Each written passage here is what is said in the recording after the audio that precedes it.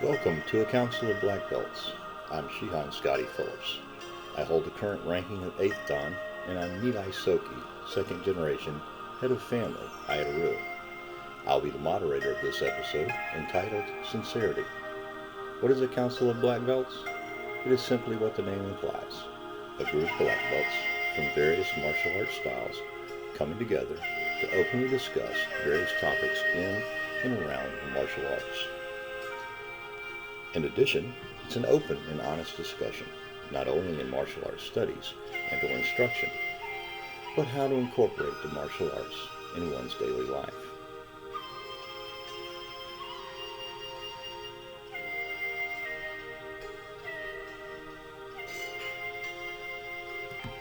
Our topic of discussion today is sincerity. An internet search defines sincerity as follows. Webster's Revised Unabridged Dictionary lists the meaning of sincerity. It says the quality or state of being sincere, honest of mind or intention, freedom from stimulation, hypocrisy, disguise, or false pretenses, sincereness.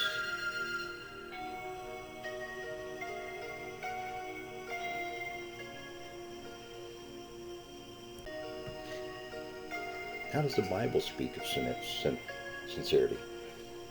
Being sincere is spoken of in the Bible as a high value. One must be sincere and represent himself honestly, and one's actions as well as in word shall be free from gossip, embellishment, double talk, and flattery. Just as love must be sincere, so shall faith be sincere. In all things, showing thyself a pattern of good works, in doctrine showing uncorruptness, gravity, and sincerity. Titus 2:7, New King James Version. For we are not as many which corrupt the word of God, but as sincerity, but as of God. In the sight of God speak we in Christ. 2 Corinthians chapter 2, verse 17, New King James Version.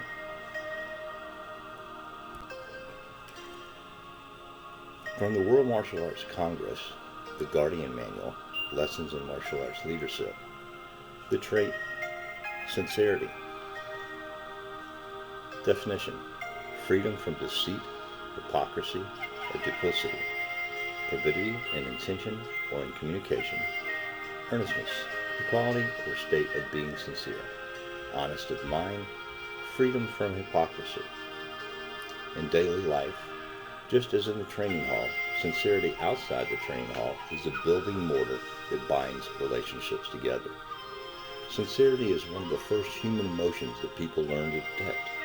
The pre-kindergarten student who refuses to give his grandmother a hug and a kiss because you don't like little boys, you only like little girls, is proof of that. People like to be around and work with other people that they view to be sincere. The guardian trait of sincerity is one of the secrets of a guardian's success in their personal and professional lives. In the training hall, sincerity is a mix of seriousness and honesty. If you do things with sincerity, people will trust you. Along with patience and compassion, sincerity is one of those qualities we all probably wish we had more of and wish other people had more of, too. People who show sincerity are being serious, kind, and truthful. Sincerity is a two-way street between master and students, as well as instructors and students. Without sincerity on the part of the masters, instructors, and students, the level of trust that is required in teaching and learning a martial art cannot exist. Deceit, hypocrisy, duplicity are deadly viruses that will eventually destroy a once healthy dojo, if not cast out and destroyed. Our panel is now open for discussion. What are your thoughts and or experiences with sincerity?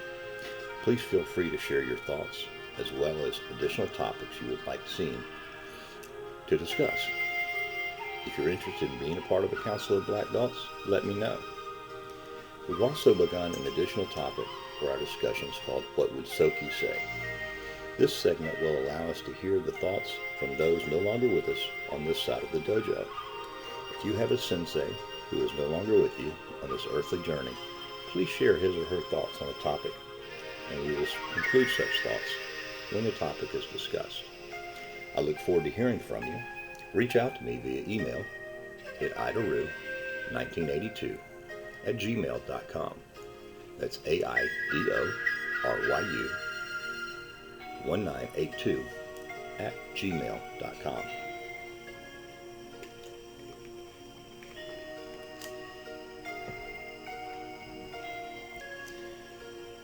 Let's hear Grandmaster Richard Hackworth's thoughts on sincerity.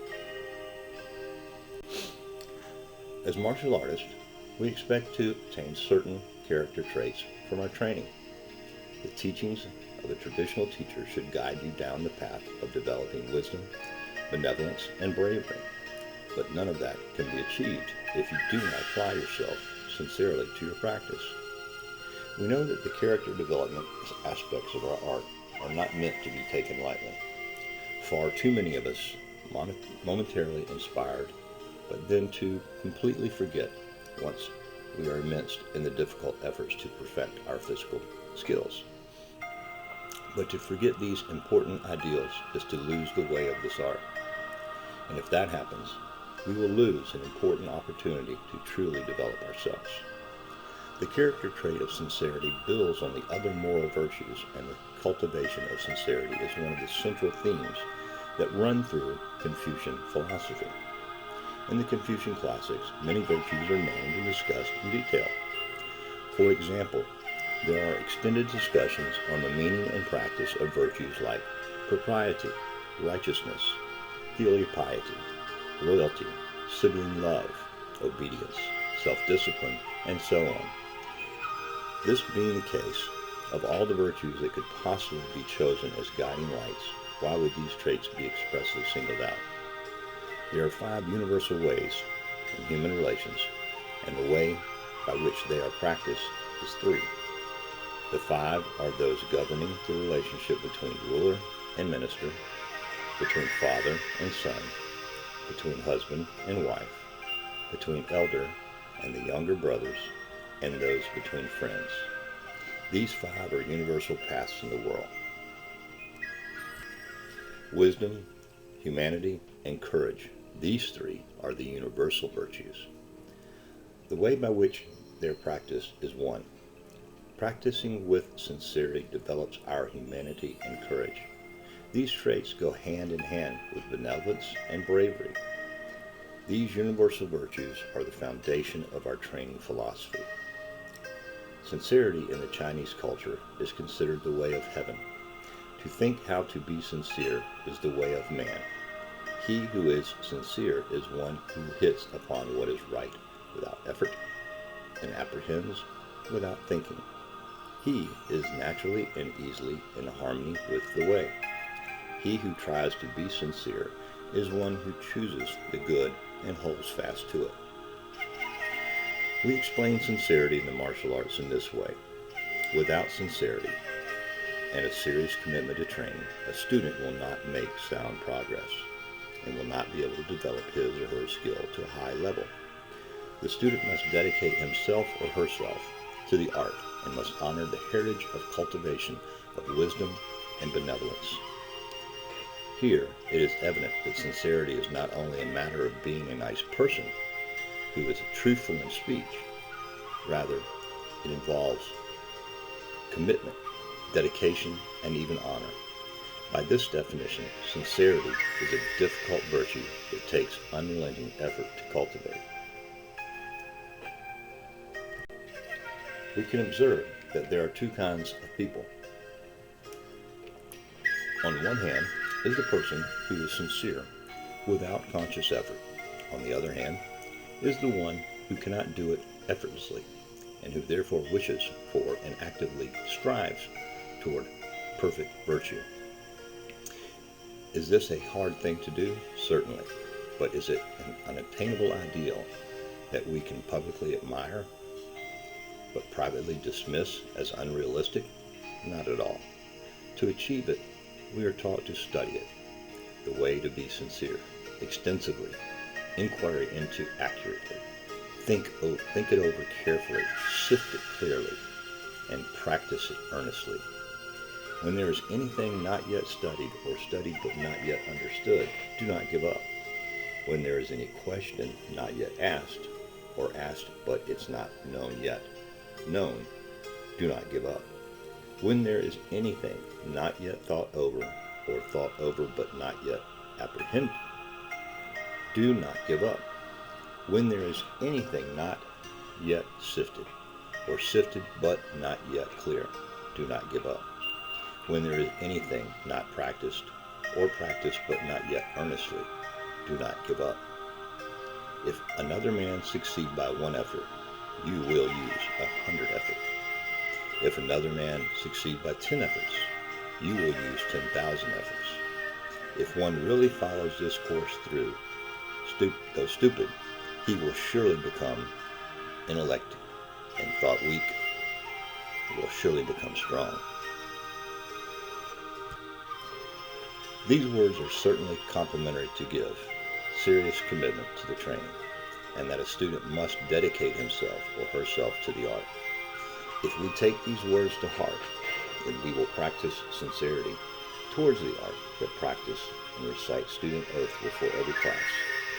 And in doing so, we would surely, however slowly, become better and finer people ourselves. So the next time we say sincerity, let's try to think, I mean it. I won't give up until all of this, both the skills and the virtues, becomes second nature.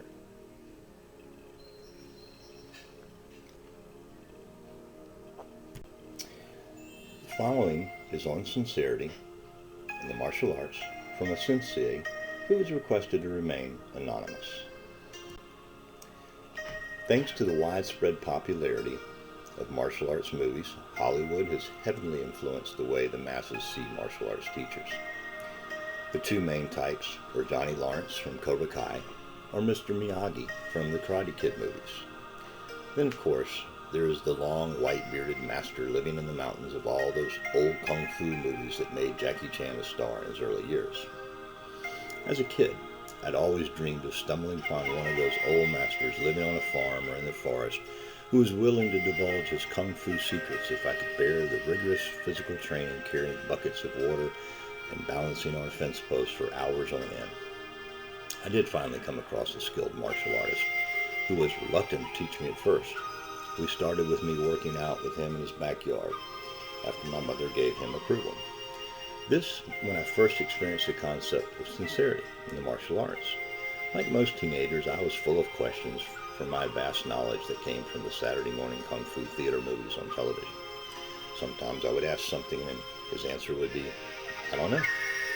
He could have easily made up an answer and I would have never known the difference. But it was his sincerity and integrity that kept him from misleading me. When some of my friends from school started going to a local McDojo, I felt no need to go with them.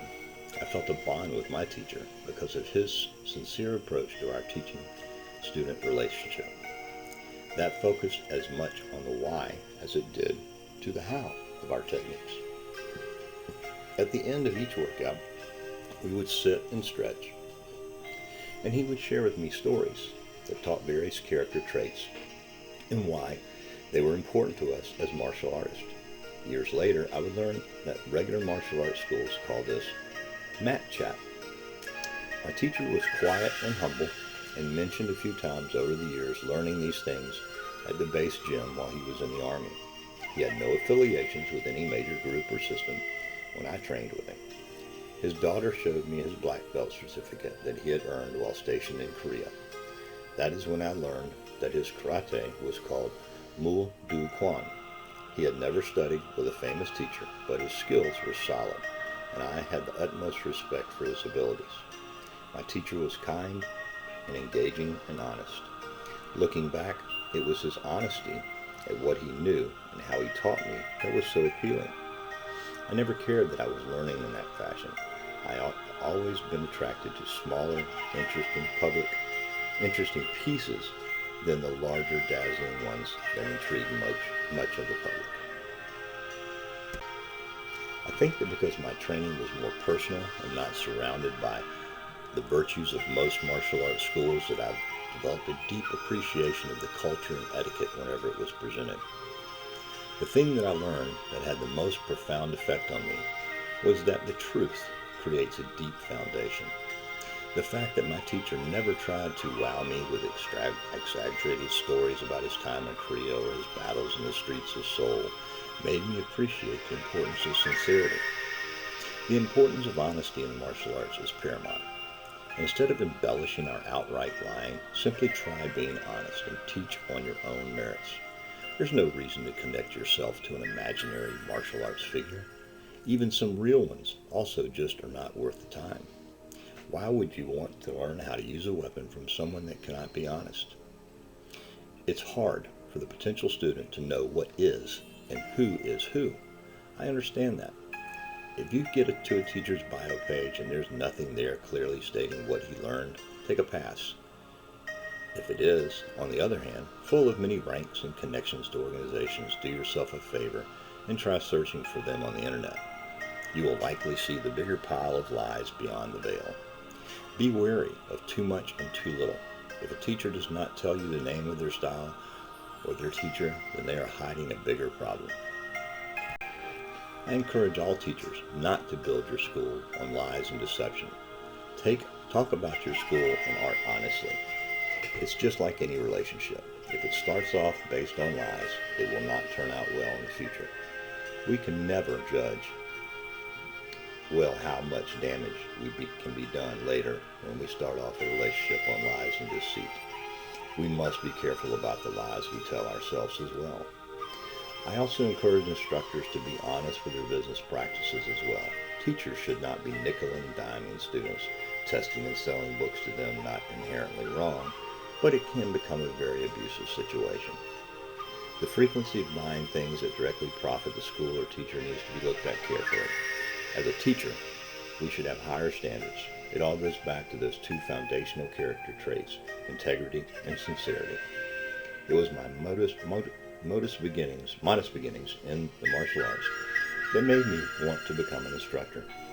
I have always tried to maintain a favorable student-instructor ratio so that each student gets the amount of personalized attention they need. I teach in the exercise room of the local community center. Although none of my students have ever won a world championship or set any world records, I can say that they have grown up to become fine human beings.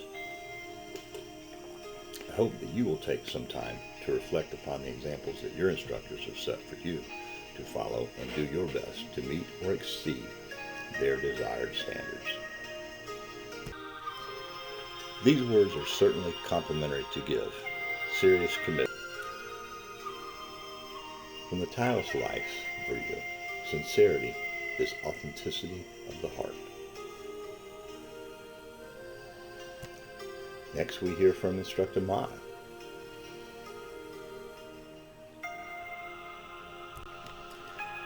As martial artists, we are heavily influenced by the character development aspects of our arts. Being a native of Beijing, China, I have been surrounded by the teachings of Confucius, Lao Tzu, Sun Tzu my entire life. Culturally, we learn that sincerity is the act of speaking from your heart. Fully accord with your word and actions. As a martial artist, we understand that it is taken as the act of doing the right thing at the right time, regardless of what other people think or say.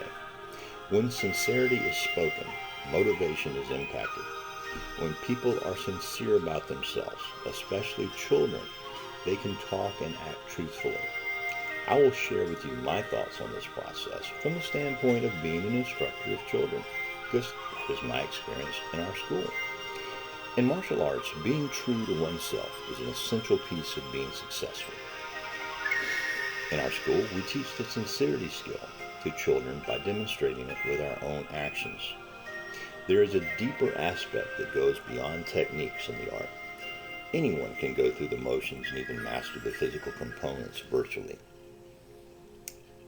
The broader aspect of the arts begins about the need to enroll in martial arts classes. In children, martial arts calls for doing the arts wholly and entirely, with all the heart and spirit. This is a confirmation that the art requires one to be sincere. For success in the art, one must make it their own, but not just do things because the instructor is instructing you. To a beginner, doing the art because they are being instructed can be a weakness in them. But as they learn to be sincere to themselves, they understand that the art is not done to please anyone, but for their benefit. I think that because my training was more personal and not surrounded by the virtues of most martial arts schools, that I've developed a deep appreciation of the culture and etiquette whenever it was presented.